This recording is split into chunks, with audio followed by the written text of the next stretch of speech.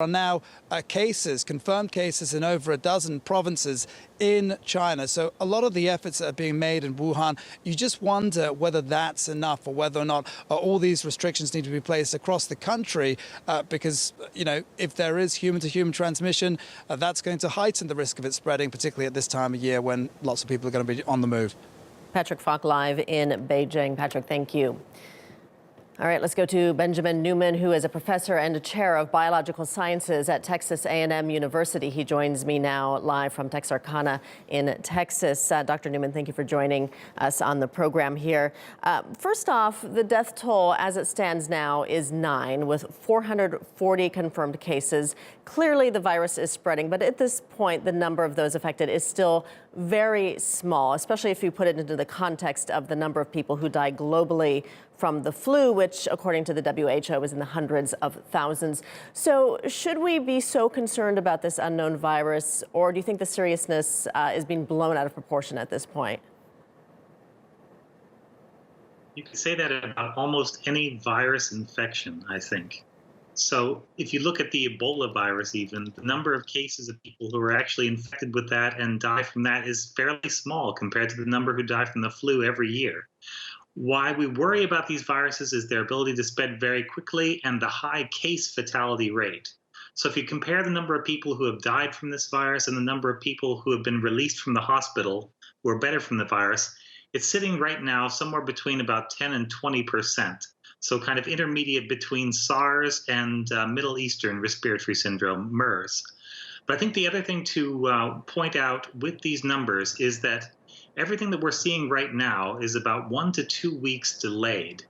Normal coronavirus infection would take somewhere between 7 and 10 days to start showing symptoms inside of a person.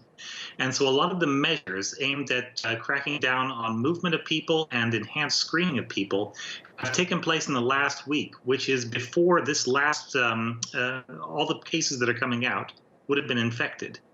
And so the real test of how the response is doing is going to come in the next week or two as we see whether the number of cases levels off at a sustainable level and then starts to go down, or whether it continues to rise. That'll tell us whether these measures are working. Okay.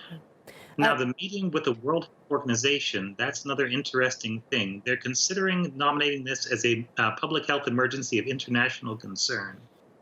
What that would do is open up money, mostly funding, and a little bit of manpower to come into China. I'm not a member of the committee that votes, and so I don't know what they're going to do, but it's probably unlikely that they will actually vote it a PHEIC at the moment. Because, in part, I think China would probably like a chance to deal with this on their own before it spreads. Now they may decide that it's spread a little bit too fast, and that will guide their decision-making, and we'll have to see tomorrow what they come up with. So the China Disease Control Center says the virus is adapting and mutating. What does that mean for finding a treatment for it? It makes it a little bit more difficult. So every time the virus mutates, it potentially changes one of the ways that our immune system can recognize it. And we build vaccines and a lot of treatments based on the virus staying the same constantly. This is a group of viruses, coronaviruses, that's always on the move. These things change from day to day and are a moving target, which is one of the hardest ones to hit.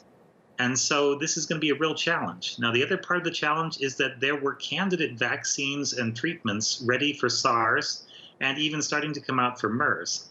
But because this virus is just different enough, it has about 6,400 differences compared to SARS, we can't be sure that any of those would work, and most likely it means going back to the drawing board in terms of the molecular biology to try and understand exactly how this particular virus causes disease. It'll have all the same basic parts as SARS and the same basic sort of scheme, but the individual solutions are going to be completely new and completely different, unfortunately, and that'll take some time. All right, we'll leave it there. Benjamin Newman joining us from Texarkana in Texas. Thank you, Dr. Newman.